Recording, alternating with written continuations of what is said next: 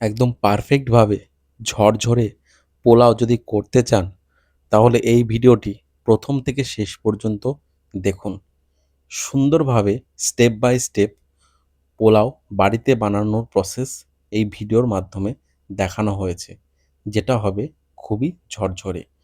পোলাও বানানোর জন্য এখানে আমি ৩ কাপ চাল মেপে নিয়েছি। কারণ কেন মেপে নিয়েছি সেটা আমি আপনাদের অবশ্যই জানাবো। তো চালটিকে প্রথমে জল দিয়ে ভালো করে একবার ধুয়ে নেব। জল দিয়ে ধোয়া কমপ্লিট হয়ে গেলে চালটিকে একটি থালায় ছড়িয়ে শুকিয়ে নেব। তো চালটা ভালোভাবে দেখতেই পাচ্ছেন শোকানো হয়ে গেছে। তো একটি পাত্রে সম্পূর্ণ চালটিকে নিয়ে নেব। এবার চালটিকে মাখতে হবে। প্রথমে গোটা গরম মসলা দেওয়া হলো, তারপরে গুঁড়ো গরম মসলা ওপর দিয়ে ছড়িয়ে দেওয়া হলো। এবার হাফ চামচ হলুদ গুঁড়ো দেওয়া হলো। এবার ২ চামচ ঘি, যে ঘিটা সবথেকে ভালো সেই ঘিটা নেবেন। এবার দেওয়া হলো আদা কুচি, পরিমাণ মতন আদা কুচি দিয়ে দেবেন। ব্যাস, এবার সবগুলি দিয়ে চালটাকে ভালো করে মাখতে হবে। দেখতেই পাচ্ছেন যে কেমন হলুদ হয়ে গেছে। এবার কড়াই চাপিয়ে দিতে হবে। কড়াইতে অল্প পরিমাণ ঘি দিতে হবে। ঘি গরম হয়ে আসলেই ওর মধ্যে কাজু এবং তার সঙ্গে কিশমিশ দুটো ভালো করে ভেজে নিতে হবে।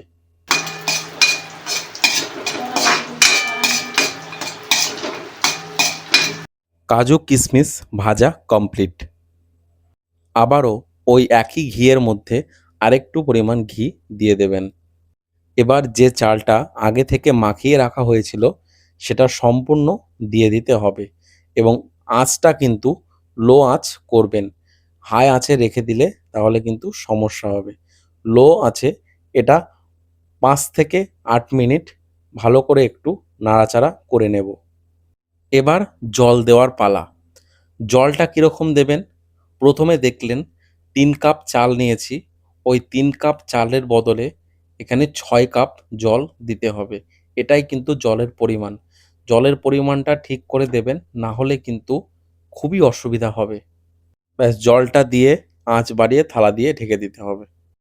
১৫ মিনিট পরে ঢাকনা খুললাম। দেখতেই পাচ্ছেন যে কতটা সুন্দর পোলাওটা হয়েছে।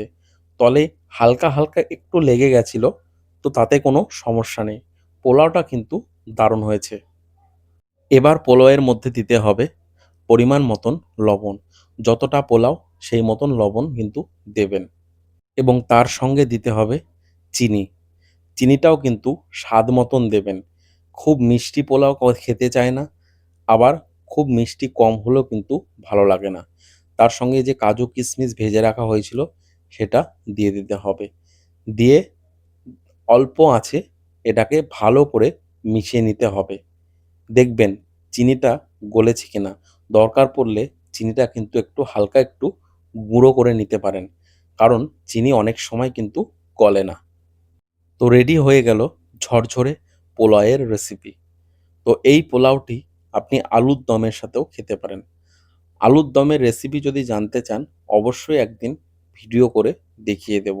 দেখতেই পাচ্ছেন যে পোলাওটা কতটা সুন্দর হয়েছে এবং সত্যি বলছি ঝরঝরেও হয়েছিল।